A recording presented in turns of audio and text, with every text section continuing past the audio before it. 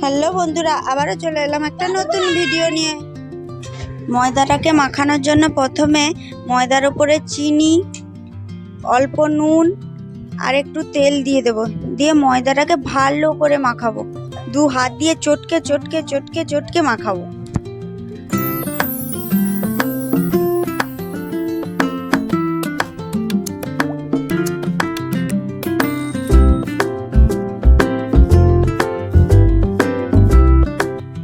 তারপর আবারও জল দিয়ে ভালো করে ময়দাটাকে মাখিয়ে নেব।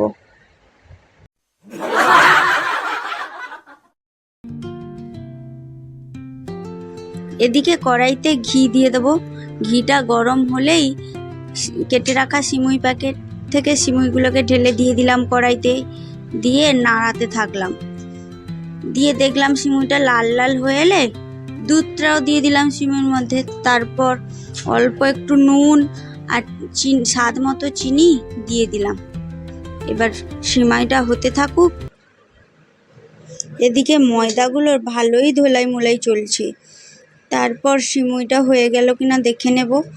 দেখলাম যে সিমুইটা হয়ে গেছে। এবার সিমুইটাকে নামিয়ে নেব।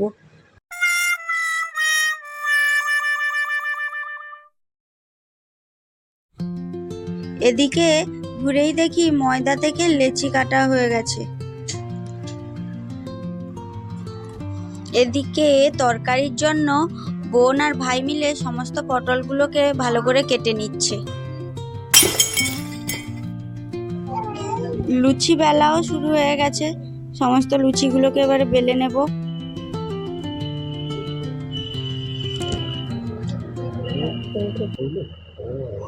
কড়াইতে তেল গরম হয়ে গেছে। এবারে লুচিগুলো একটা একটা করে সবগুলো লুচি ভেজে নেব। এদিকে পটলগুলো কাটা হয়ে গেছে, সেগুলোকে ভালো করে ধুয়ে নেব। তারপর মশলার জন্য প্রথমে আদা আর টমেটোটা দিয়ে দেব মিক্সিতে। আদা আর টমেটো বাটা হয়ে গেলে তারপর চাল মগরা দিয়ে দেব বাটার জন্য। সেটাও বাটা হয়ে গেলে মশলা কমপ্লিট হয়ে গেল।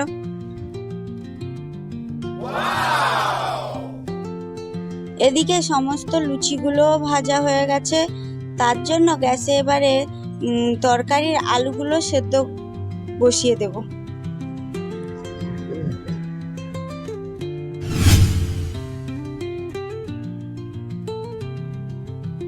কড়াইতে তেল গরম হয়ে গেলে পটলগুলো দিয়ে দেব।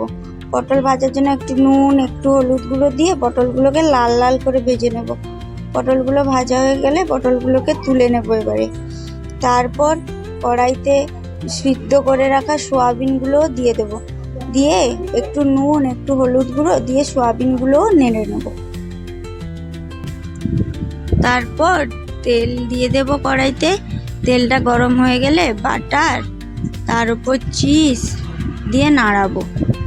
তারপর গোটা জিরে দিয়ে দেব। দিয়ে বেটে রাখা টমেটো আর আদা বাটাও দিয়ে দেব। দিয়ে নাড়বো। তারপরে হলুদ আর লঙ্কা গুঁড়ো জল করে দিয়ে দেব।